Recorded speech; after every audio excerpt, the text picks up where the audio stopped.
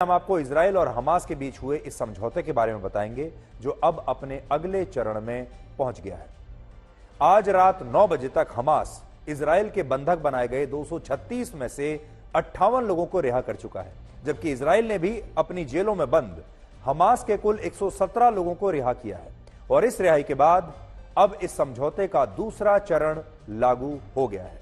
इस दूसरे चरण में हमास के आतंकवादी जैसे जैसे अतिरिक्त 10 बंधकों को रिहा करेंगे, वैसे वैसे इजराइल गाजा में युद्ध रोकने की प्रक्रिया को एक दिन के लिए और आगे बढ़ाता चला जाएगा। यानी 10 बंधक और एक दिन, यानी जो 4 दिन का युद्ध विराम आज रात को समाप्त हो रहा है, वो युद्ध विराम अगले एक दिन के लिए अब और आगे बढ़ जाएगा।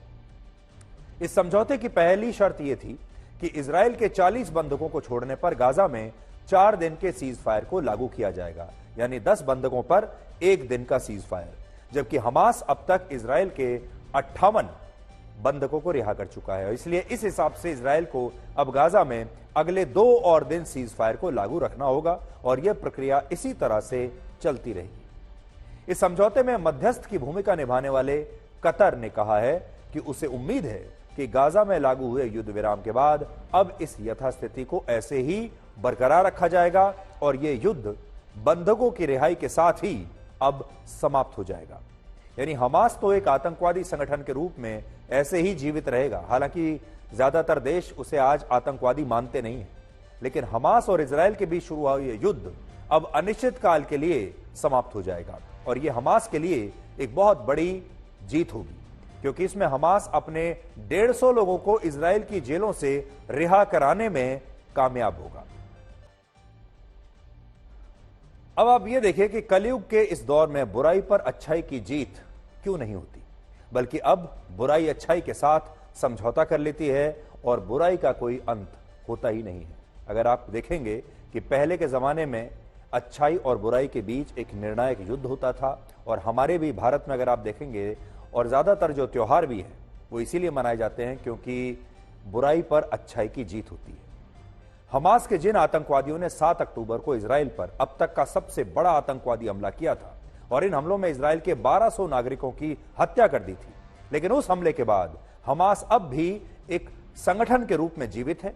और अब तो इजराइल ने भी हमास के साथ समझौता करके यह बता दिया है कि अब कलयुग में बुराई पर अच्छाई की जीत होती ही नहीं है, बल्कि अब बुराई पर समझौते की जीत होती है, या यह कह लीजिए कि अब अच्छाई और बुराई के बीच एक समझौता हो जाता है और अच्छाई और बुराई दोनों ये तय करते हैं कि अब हमें इसी समाज में, इसी दुनिया में एक दूसरे के साथ मिलकर ही रहना है। यानी अंग्रेजी में कहें तो अब अच्छाई और बुराई को कोएग्जिस्ट करना है। अब ऐसा समय नहीं रहा कि अच्छाई बुराई को समाप्त कर दे। और यहां पर बात सिर्फ हमास की नहीं है।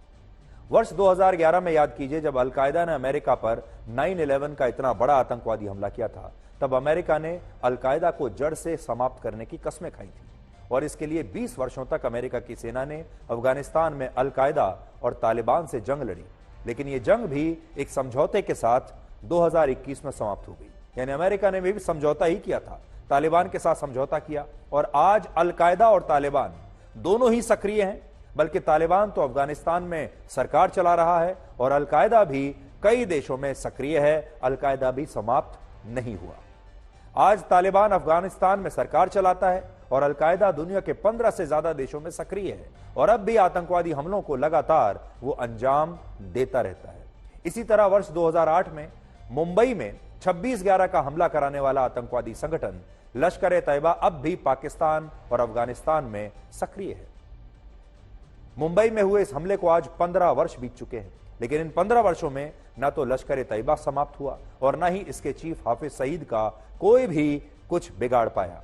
हाफिज सईद आज भी पाकिस्तान में खुलेआम घूमता है, रैलियां करता है। दुनिया के जो देश आतंकवाद को खत्म करने की बात कहते हैं, वो हाफिज सईद पर पाकिस्तान से कभी कोई सवाल नहीं पूछते, और पाकिस्तान दुनिया को दिखाने के लिए हाफिज सईद पर कुछ ना कुछ छोटा मोटा मुकदमा चलाता रहता है। कभी उसे थोड़े दिन के लिए जेल में डाल देता है, कभी फिर बाद में रिहा कर देता है, और ये सब वहां चलता रहता है।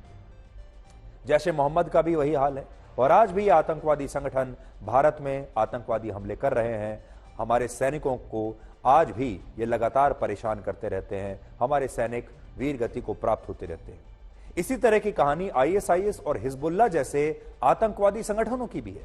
ये आतंकवादी संगठन न जाने कितने लोगों की जान लेने के बाद आज भी सक्रिय हैं और कड़वा सच यह है कि अब ये आतंकवादी संगठन खत्म नहीं होते, बल्कि ये समझौते के साथ अपने खिलाफ होने वाली हर जंग को दुनिया से अक्सर जीत लेते हैं। इसलिए समझने वाली बात यह है, बहुत दुनिया का एक बड़ा हिस्सा यह सोचता है कि आज इजराइल और हमास के बीच जो युद्ध विराम हुआ है, यह असल में एक बहुत अच्छी बात हो गई, बहुत जीत हो गई, शांति की स्थापना हो गई।